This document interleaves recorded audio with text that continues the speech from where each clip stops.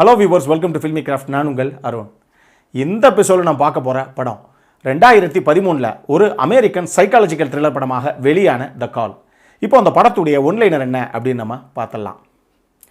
911 அப்படிங்கிற எமர்ஜென்சி கால் சர்வீஸில் ஒரு ஆப்ரேட்டராக வேலை பார்க்கக்கூடிய படத்துடைய கதாநாயகி, அவங்களுக்கு தன்னை ஒரு சைக்கோ கில்லர் யாரோ கடத்திட்டான், அவங்ககிட்ட இருந்து எப்படியாவது தான் சாகிறதுக்குள்ளே காப்பாற்றுங்க அப்படின்னு சொல்லி ஒரு கால் வருது ஒரு டீனேஜ் பொண்ணுக்கிட்ட இருந்து.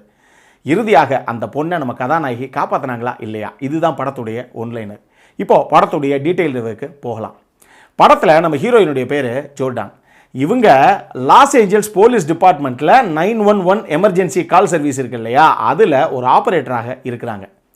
படத்துடைய ஆரம்பத்திலேயே இவங்களுக்கு லியா டெம்பிள்டன் அப்படின்னு சொல்லி ஒரு டீனேஜ் பொண்ணுக்கிட்ட இருந்து 911க்கு ஒரு கால் வருது. அந்த காலை நம்ம ஹீரோயின் தான் அட்டன் பண்ணுறாங்க. அந்த பொண்ணு நைட் நேரத்தில் நான் வீட்டில் தனியாக இருக்கேன், ஆனால் யாரோ ஒரு நபர் என்னுடைய வீட்டுக்குள்ளே உடச்சி இறங்கிட்டான், என்னை எப்படியாவது காப்பாற்றுங்க அப்படின்னு சொல்லி பரிதவிக்குது. ஹீரோயினை பொறுத்தளவுக்கு நீங்கள் தேவையில்லாமல் பதறாதீங்க, நான் சொல்கிறத மட்டும் கரெக்டாக ஃபாலோ பண்ணுங்க அப்படின்னு சொல்லி அந்த பொண்ணுக்கிட்ட உன் வீட்டில் எங்கேயாவது, அந்த பொண்ணு மாடியிலேருந்து கால் பண்ணுறா, உன் வீட்டில் அந்த மாடியில் ஜன்னல் எங்கேயாவது இருக்கா அப்படின்னு கேட்டு இருக்குது அப்படின்னு அந்த பொண்ணு சொல்கிறா. உடனே ஹீரோயின் சொல்கிறாங்க, அந்த ஜன்னலை ஓப்பன் பண்ணி வை, ஜன்னல் வழியே நீ இறங்கி போன மாதிரி ஒரு சில ஏற்பாடுகளை பண்ணி வை, நீ வீட்டுக்குள்ளேயே எங்கேயோ ஒளிஞ்சிக்கோ அப்படின்னு சொன்னால் இவங்க என்ன சொன்னாங்களோ அதை அப்படியே அந்த பொண்ணு பண்ணுறா. இப்போ அந்த ஃபர்ஸ்ட் ஃப்ளோருக்கு ஏறி வர்ற அந்த கில்லர் மேலே வந்து ஜன்னல் திறந்துருக்கு அப்படின்னு உள்ளே எட்டி பார்த்தா அந்த பொண்ணு அந்த வெளியே இறங்கி போன மாதிரி தான் ஹீரோயின் ஏற்பாடு பண்ண சொன்னாங்க. அந்த பொண்ணு கிளியராக பண்ணி வச்சிருக்கா. இதை பார்த்த உடனே ஓகே, அந்த பொண்ணு வெளியே இறங்கி கீழே ஓடி போயிட்டா, நம்ம கீழே போய் அந்த பொண்ணை பிடிக்கலாம் அப்படின்னு சொல்லி ஃபர்ஸ்ட் ஃப்ளோர்லேருந்து கீழே இறங்கி போயிடுறான். அவன் அதை வீடு வாசல் வரைக்கும் போயிடுறான். அந்நேரம் இவ்வளவு நேரம் 911 அந்த காலை லைனில் ஹீரோயின் கிட்ட பேசிகிட்டு இருந்த அந்த பொண்ணுடைய ஃபோனு கட் ஆகிடுது. இவ்வளோ நேரம் பேசிகிட்டு இருந்த பொண்ணு திடீர்னு கால் கட் ஆகிடுச்சு, அந்த பொண்ணுக்கு ஏதாவது ஒன்று ஆயிடுச்சோ அப்படின்னு சொல்லி பயத்தில் திருப்பி ஹீரோயின் அந்த பொண்ணுக்கு கால் பண்ணுறாங்க. அப்போ அந்த பொண்ணுடைய கையில் இருக்க அந்த ஃபோனு மேலே காலில் ரிங் அடிக்குது. கீழே இருக்க அந்த சைக்கோ கில்லரு, அந்த பொண்ணு தானே இவ்வளோ நேரம் ஃபோனில் கையில் வச்சுருந்தா, இப்போ ரிங்கு மேலே வருதுன்னா அவள் வெளியே இல்லை, மேலே தான் இங்கே ஒளிஞ்சிருக்கா அப்படின்னு சொல்லி திருப்பியும் மேலே வந்து அந்த பொண்ணை பிடிச்சிடறான். ஆனால் அவனுக்கு அப்போ தான் தெரிய வருது அவன் 911க்கு ஏற்கனவே கால் பண்ணி லைனில் இருக்கிறா அப்படிங்கிற விஷயம். உடனே கால் எடுத்து ஹீரோயின் கிட்ட பேசுகிறான். அப்போ ஹீரோயின் சொல்கிறாங்க, நீ மிகப்பெரிய தப்பு பண்ணுற, அந்த பொண்ணை தயவு செஞ்சு விட்டுரு, இதுக்கப்புறம் பிரச்சனைகள் பெரிய லெவலில் இருக்கும், போலீஸ் ஏற்கனவே அந்த வீட்டுக்கு வந்துக்கிட்டு இருக்காங்க, நான் இன்ஃபர்மேஷன் கொடுத்துட்டேன் அப்படின்னு சொல்ல போக அந்த psycho killer it's already done, ஒன்றும் பண்ண முடியாது, எல்லாம் முடிஞ்சு போச்சு அப்படின்னு சொல்லிட்டு காலை கட் பண்ணுறான். ஹீரோயினுக்கு ஒரே பரிதவிப்பு, என்ன பண்ணுறதுனே தெரியல. உங்களுக்கு மறுநாள் நியூஸ் ஃப்ளாஷ் நியூஸில் ஓடுது. அவங்களுக்கு என்ன அப்படின்னா, இந்த மாதிரி அந்த லியா டெம்பிள்டன் அப்படிங்கிற ஒரு டீனேஜ் பொண்ணு ஒரு சைக்கோ கில்லரால் கடத்தப்பட்டு கொடூரமாக கொலை செய்யப்பட்டு அவங்களுடைய சடலம் ஒரு இடத்துல போலீஸால் கண்டெடுக்கப்பட்டது அப்படிங்கிற நியூஸு. இதில் மிகப்பெரிய அளவில் மன உளைச்சலுக்கு உள்ளாகிறாங்க படத்துடைய கதாநாயகி. அவங்கள பொறுத்தளவுக்கு இந்த பொண்ணு காது முன்னாடி, என்னது காது முன்னாடியா அப்படின்னு கேட்குறீங்களா, ஆமாம், கண்ணு முன்னாடி நடந்திருந்தது அப்படின்னா அது கண்ணு முன்னாடி நடந்த சம்பவம் சார் அப்படின்னு சொல்லலாம். இவங்க அந்த சம்பவம் நடக்கும்போது ஃபோனில் லைனில் தானே இருந்தாங்க, அதனால காது முன்னாடி அப்படின்னு சொன்னேன். ஸோ இவங்க லைனில் இருக்கும்போதே அந்த பொண்ணு இப்படி கொடூரமாக கொலை செய்யப்பட்டுருச்சே, நம்மளால் காப்பாற்ற முடியாமல் போச்சே அப்படிங்கிற அந்த ஒரு கில்ட்டி ஃபீலிங் வேறு இவங்களுக்கு. இதனால் இனிமேல் இந்த ஆப்ரேட்டர் வேலைக்கே நான் வரலப்பா அப்படின்னு சொல்லிட்டு அங்கேயே அப்போ இருந்து அப்படி ஒதுங்கிறாங்க அவங்க. அதுக்கடுத்து அதே ஹெல்ப்லைன்லேயே புதுசாக வந்து ஜாயின் பண்ணக்கூடிய ட்ரெயினிஸ் இருக்காங்க இல்லையா, அவங்களுக்கெல்லாம் ட்ரெயினராக அங்கேயே வேலை பார்க்குறாங்க. இப்போ கதைக்கிழமை ஒரு 6 மாதம் கழித்து நடக்குது. 6 மாதம் கழிச்சும் இதே மாதிரி ஒரு தருணத்தில் ஒரு குறிப்பிட்ட காலை அவங்களுக்கு அட்டன் பண்ண வேண்டிய இக்கட்டான ஒரு சூழ்நிலை. அந்த கால்லையும் கேசி அப்படின்னு சொல்லி ஒரு பொண்ணு, அவள் இதே மாதிரி ஒரு சைக்கோ கில்லரு, நானும் என் ஃப்ரெண்டும் ஒரு ஷாப்பிங் மால் போயிருந்தோம், அந்த ஷாப்பிங் மாலில் இருந்து என்ன ஒரு சைக்கோ கில்லர் கடத்திட்டு வந்து அவனுடைய காருடைய ட்ரங்கில் போட்டு உள்ளே போட்டு பூட்டிட்டான், என்னை எங்கேயோ தூக்கிட்டு போகிறான், என்னை கொலை செய்ய போகிறான், எனக்கு ரொம்ப பயமாக இருக்குது, எப்படியாவது காப்பாற்றுங்க அப்படின்னு சொல்லி கதறா ஹீரோயின் கிட்ட அந்த பொண்ணும். ஹீரோயினை பொறுத்தளவுக்கு இதே மாதிரி கை மேலே இருந்த ஒரு நல்ல ஆப்பர்ச்சுனிட்டியை ஏற்கனவே நம்ம மிஸ் பண்ணனால தான் அந்த பொண்ணு இறந்து போயிட்டான்.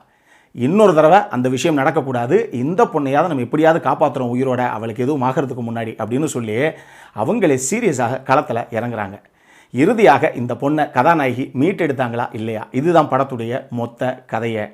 இந்த படத்தை பொறுத்தளவுக்கு எனக்கு ரொம்ப ரொம்ப பிடிச்ச விஷயங்கள் என்ன அப்படின்னா, இந்த படத்துடைய கதைக்களமும் அவங்க அமைச்ச காட்சி அமைப்புகள் எல்லாமே. இந்த படத்துடைய கதையை 3 பேர் எழுதியிருக்காங்க, ஆனால் ஸ்க்ரீன் பிளே ரிச்சர்ட் அப்படிங்கிறவர் பண்ணியிருக்காரு. ஆனால் இந்த படத்தை டைரக்ட் பண்ணது பிராட் ஆண்டர்சன். பிராட் ஆண்டர்சனுடைய படங்கள் எல்லாமே வேற லெவலில் தான் இருக்கும். எத்தனை பேருக்கு அவருடைய படங்கள்லாம் லைனப்பாக தெரியும் அப்படின்னு எனக்கு தெரியல. பிராட் ஆண்டர்சனுடைய படங்கள் பொதுவாக அவர் சைக்காலஜிக்கல் த்ரில்லர், சைக்காலஜிக்கல் ஹாரர் படங்கள் மட்டும்தான் மோஸ்ட்லி எடுப்பார். உதாரணத்துக்கு ஸ்டோன் ஆர்ட் அசைலம் படம் எடுத்துக்கங்க, த கால் படம் எடுத்துக்கங்க, த மிஷினிஸ்ட் படம் எடுத்துக்கங்க. இது எல்லா படமுமே இந்த மாதிரி சைக்காலஜிக்கலாக ஒரு விஷயத்தை ஹேண்டில் பண்ணக்கூடிய படங்களாகத்தான் வந்திருக்கு. அது எல்லா படமே பயங்கர ஹிட்டான படங்களும் கூட. அந்த விஷயங்களை பொறுத்தளவுக்கு இந்த படமும் எந்த அளவுக்கு ஒரு சீட்டட் த்ரில்லராக ஒரு படத்தை கொடுக்கணுமோ அப்படி ஒரு அற்புதமாக படமாக கொடுத்துருக்கார் அப்படின்னு தான் நான் சொல்லுவேன். ரெண்டாவது, இந்த படத்தில் எனக்கு ரொம்ப ரொம்ப பிடிச்ச விஷயம் என்ன அப்படின்னா, அந்த படத்தை நடித்த எல்லாருடைய பர்ஃபார்மன்ஸ் எல்லாருமே அவ்வளவு அற்புதமாக பண்ணியிருப்பாங்க. குறிப்பாக இந்த படத்துடைய கதாநாயகியான ஹாலே பெரி அவ்வளோ சூப்பராக அந்த ஜோர்டான் அப்படிங்கிற கதாபாத்திரத்தை பண்ணியிருப்பாங்க. அவ்வளோ சூப்பராக இருக்கும் அவங்களுடைய பர்ஃபார்மன்ஸு. இன்னும் சொல்லணும் அப்படின்னா, ஒரு பொண்ணு நம்ம நினச்சிருந்தா எப்படியாவது காப்பாற்றிருக்கலாம், ஆனால் இவ்வளவு தூரம் வந்து கடைசி நேரத்தில் அந்த பொண்ணை காப்பாற்ற முடியாமல் போச்சு அப்படிங்கிற அந்த கில்ட்டி ஃபீலிங் இருக்கு இல்லையா, அந்த விஷயத்தோட சுற்றிக்கிட்டு இருக்க ஒரு நபருக்கு திருப்பியும் அதே மாதிரி ஒரு கேஸ், எப்படியாவது நான் சாகிறதுக்குள்ளே என்னை காப்பாற்றுங்க மேடம்னு சொல்லி இன்னொரு பொண்ணுகிட்ட இருந்து வர இன்னொரு கால். இந்த விஷயங்களை ஹேண்டில் பண்ணுற விதமாகட்டும், அவங்களுக்குள்ளே ஏற்படுற அந்த பரபரப்பு, அந்த பரிதவிப்பு எல்லாத்தையும் முக பாவனைகளில் வெளிப்படுத்தின விதமாகட்டும் அவ்வளவு அற்புதமாக பண்ணியிருந்தாங்க ஹாலே பெரி. மூணாவது, இந்த படத்தில் எனக்கு ரொம்ப ரொம்ப பிடிச்ச விஷயம் என்ன அப்படின்னா, இந்த படத்துடைய சினிமோட்டோகிராஃபியும் சரி, இந்த படத்துடைய மியூசிக்கும் சரி. தாமஸ் தான் படத்துடைய சினிமோட்டோகிராஃபரு. இந்த படத்தில் இன்னொரு பியூட்டி அப்படின்னா, அவருக்கு நிறைய ஸ்கோப்பு இருந்ததோ இல்லையோ அவரே அதை கிரியேட் பண்ணிக்கிட்டார் அப்படின்னு சொல்லணும். இந்த படத்தில் அவர் வந்து ட்ரை பண்ணாத ஆங்கிள்ஸே கிடையாதுன்னு சொல்லலாம். இன்னும் சொல்லணும் அப்படின்னா, எக்கச்சக்கமான ஏரியல் ஷாட்ஸ் இந்த படத்தில் இருக்குது. அதே மாதிரி வைட் ஆங்கிள் ஷாட்லேருந்து, ஒரு டாப் ஆங்கிள் ஷாட்லேருந்து, லோ ஆங்கிள் ஷாட்லேருந்து, மீடியம் ஷாட்லேருந்து, எக்ஸ்ட்ரீம் வைட் ஆங்கிள்லேருந்து எக்ஸ்ட்ரீம் க்ளோஸ்அப் வரைக்கும் எல்லா ஷாட்டையும் அவர் ட்ரை பண்ணியிருப்பார். அவ்வளவு தூரம் அற்புதமாக இருக்கும். அந்த விஷயங்கள் தான் இந்த படத்துக்கு அந்த பரபரப்புங்கிற விஷயத்தையே கடத்தினது அப்படின்னு சொல்லணும். இதுக்கு ஒரு பாதி பரபரப்பு இவர் கொடுத்தது அப்படின்னா, இன்னொரு பாதி பரபரப்பு இந்த படத்துடைய மியூசிக் டைரக்டரான ஜான் கொடுத்தது. அப்படியே அற்புதமாக பண்ணியிருப்பார். ஸ்டார்டிங்லேருந்து எண்டிங் வரைக்கும் பரபரன்னு படம் பறக்கிறதுக்கான காரணமே இவருடைய மியூசிக் தான். இது படம் பார்க்கும்போதே உங்களால் உணர முடியும்.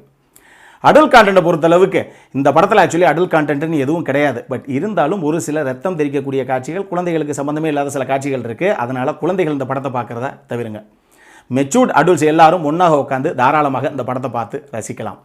இந்த படத்துடைய லிங்க்கு, யூடியூப் லிங்க்கு நான் கீழே டிஸ்கிரிப்ஷனில் கொடுத்துருக்கேன். சப்டைட்டிலோடு இருக்குது, பார்த்து மகிழுங்கள். இது போக நெட்ஃப்ளிக்ஸ்லேயும் இந்த படம் அவைலபிளாக இருக்குது. அங்கேயும் சப்டைட்டிலோடு நீங்கள் பார்க்கலாம்.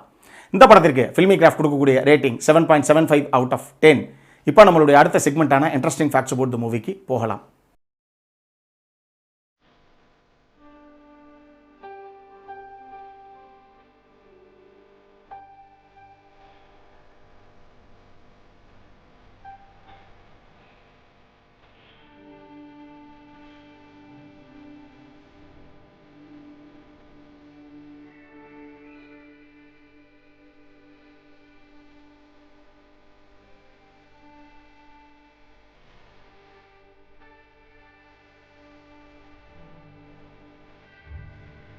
இந்த வீடியோ பிடிச்சிருந்ததுன்னா லைக் பண்ணுங்க, ரொம்ப பிடிச்சிருந்ததுன்னா உங்க ஃப்ரெண்ட்ஸ் எல்லாத்துக்கும் ஷேர் பண்ணுங்க.